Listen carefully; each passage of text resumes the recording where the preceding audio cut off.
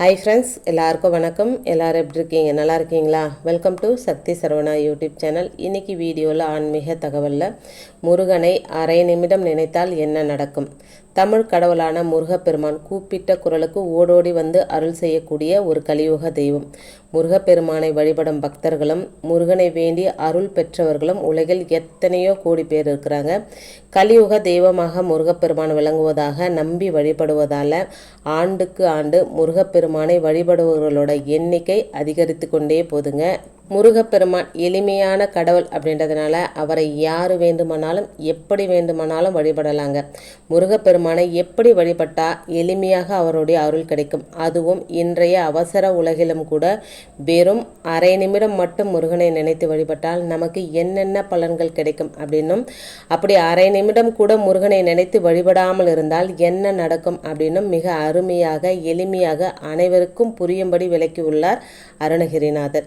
அதை பற்றி தாங்க வீடியோவில் நாம் இன்றைக்கி தெரிஞ்சுக்க போகிறோம். இப்போ தான் ஃபஸ்ட் டைம் என்னோடய வீடியோஸ்லாம் நீங்கள் பார்க்குறீங்க அப்படின்னா ப்ளீஸ் சேனலுக்கு சப்ஸ்கிரைப் பண்ணி சப்போர்ட் பண்ணுங்கள். நீங்கள் பண்ணுற ஒவ்வொரு சப்போர்ட்டும் தான் எனக்கு அடுத்தடுத்த வீடியோ பண்ணுறதுக்கு ஒரு மோட்டிவேட்டாக இருக்குங்க.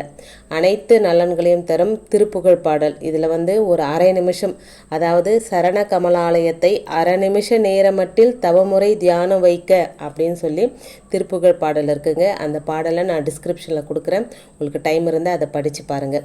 முருகனை எப்படி நாம் வழிபடணும்? எந்த குறை என்றாலும் கந்த கடவுளிடம் முறையிட்டால் வந்த வினையும் இனி வரவிருக்கும் வினைகளும் ஓடிவிடும் அப்படின்னு சொல்லுவாங்க. ஆனால் முருகனை எப்படி வழிபட்டால் அவரது அருளை பெற முடியும்? கடுமையான விரதம் இருக்க வேண்டுமா? என்ன மந்திரம் சொல்லணும்? எத்தனை நாட்கள் எத்தனை முறை சொல்லணும்? அப்படின்ற போன்ற பல குழப்பங்களும் கேள்விகளும் இருக்கும். இதற்கு அருணகிரிநாதர் தன்னுடைய பாடலிலேயே பதில் சொல்லியிருக்கிறாருங்க. அதுதாங்க திருப்புகழோட மகிமை. அருணகிரிநாதர் தான் பெற்றதை போல உலகில் உள்ள அனைவரும் முருகப்பெருமானின் அருளையும் தரிசனத்தையும் பெற வேண்டும், அவர்களின் மனக்குறைகள் நீங்கி பெருவாழ்வு வாழ வேண்டும் அப்படின்ற உயர்ந்த நோக்கத்துடன் பல ஆயிரம் பாடல்களை திருப்புகழ் தொகுப்பாக பாடி வச்சுட்டு போயிருக்கார். அதனால தாங்க முருகனின் அருளை பெற வேண்டும் அப்படின்னாலும் சரி, என்ன பிரச்சனை நீங்க வேண்டும் என்றாலும் சரி, திருப்புகழ் பாடுங்கள் அப்படின்னு நம்மளுடைய ஆன்றோர்கள் வழிகாட்டுறாங்க. முருகனை எளிமையாக வழிபட முறை. பொதுவாக எந்த கடவுள் முன்னாடி போய் நின்னாலும் நமக்கு கேட்பதற்கு பல கேள்விகள், கோரிக்கை வைப்பதற்கு பல விஷயங்கள், கொட்டி தீர்ப்பதற்கு பல கஷ்டங்கள், குறைகள் இருக்கும். இதை தாங்க கடவுள் முன்னாடி போய் நம்ம பட்டியல் போடுறோம். ஆனால் இந்த உலகத்தையே படைத்து இயக்கி கொண்டிருக்கும் இந்த இறைவனுக்கு தெரியாதா நமக்கு எப்போது என்ன கொடுக்க வேண்டும் அப்படின்னு? இப்படி எதையும் சொல்லி புலம்பாமல், முருகா எனக்கு உன்னை தவிர எதுவும் வேண்டாம், எனக்குள் இருக்கும் தீயவை அனைத்தையும் நீக்கி உன்னுடைய பக்தராக இருக்கும் தகுதியை எனக்கு கொடு அப்படின்னு மட்டும் மனசார வேண்டிக் கொள்ளணும் அப்படின்னு அருணகிரிநாதர் சொல்கிறாங்க. அரை நிமிஷம் வழிபட்டால் என்ன கிடைக்கும்? அரை நிமிடம் உன்னை நினைக்காத காரணத்தால் மீண்டும் மீண்டும் பிறவி எடுத்து பலவிதமான கஷ்டங்களை அனுபவித்து கொண்டே இருக்கிறேன். அதனால் இப்போது எடுத்திருக்கும் மனித பிறவியிலாவது அரை நிமிடம் உன்னை மனமுருக வேண்டும் அப்படின்ற பாக்கியத்தை கொடு என கேட்கும் அருணகிரிநாதர் அரை நிமிடம் மனதார உண்மையான அன்புடன் உள்ள முருகி முருகனை வேண்டிக் கொண்டால் இந்த உலகில் சகல செல்வங்களையும் அனைத்து விதமான நலன்களையும் பெற்று வாழ முடியும். அதோடு இந்த வாழ்க்கைக்கு பிறகு முக்தி என்றும் பெரும் பாக்கியத்தை முருகன் தந்தருள்வார் அப்படின்னும் அருணகிரிநாதர் சொல்றாங்க. திருப்புகழ் படித்தால் கிடைக்கும் நன்மைகள்.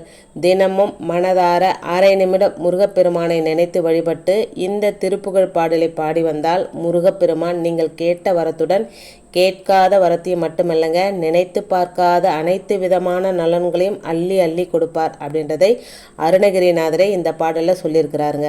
முருகப்பெருமான் 6 முகமும் 12 கைகளையும் கொண்டு தன்னுடைய பக்தர்களை காத்து அருளை வழங்கக்கூடியவர். பொதுவாக முருகப்பெருமான் வழிபாடு அப்படின்றது செவ்வாய்க்கிழமையில் நமது கிழமைகளில் செவ்வாய்க்கிழமையும் கிருத்திகை சஷ்டி இந்த மாதிரி நாட்களில் வழிபடுவாங்க. நம்ம செவ்வாய்க்கிழமையில் வழிபடும் போது வெற்றிலை தீபம் ஏற்றுவது நமக்கு வெற்றியை கொடுக்கும்.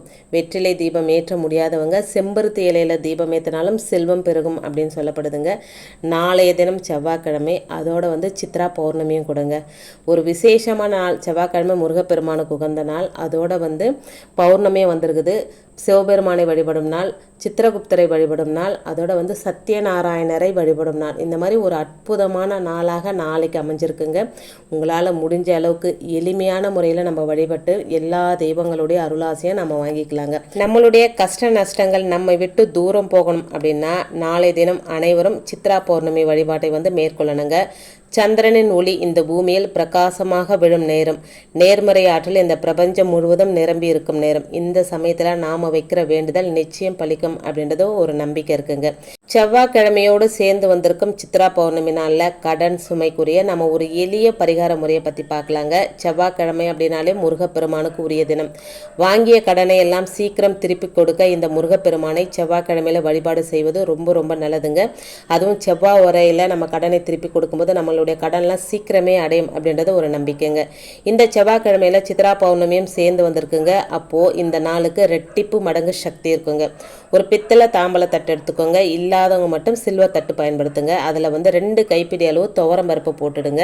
அதை நல்லா பரப்பி விடுங்க. அதுக்கு மேலே ஒரு மண் அகல் விளக்கு வச்சு நெய் அப்படி இல்லைன்னா நல்லெண்ணெய் ஊற்றி திரி போட்டு சிவப்பு கலர் திரி போட்டு தீபம் ஏற்றி வச்சுக்கோங்க. இந்த விளக்குக்கு பக்கத்தில் ஏதாவது ஒரு இனிப்பு பிரசாதம் வச்சுக்கலாங்க. கடையில் வாங்கி ஸ்வீட் வச்சுக்கலாம், இல்லைனா ஒரு சாக்லேட் இருந்தால் கூட போதுங்க. எதுவுமே இல்லைனா ஒரு வெள்ளைக்கட்டி வச்சா கூட போதுங்க.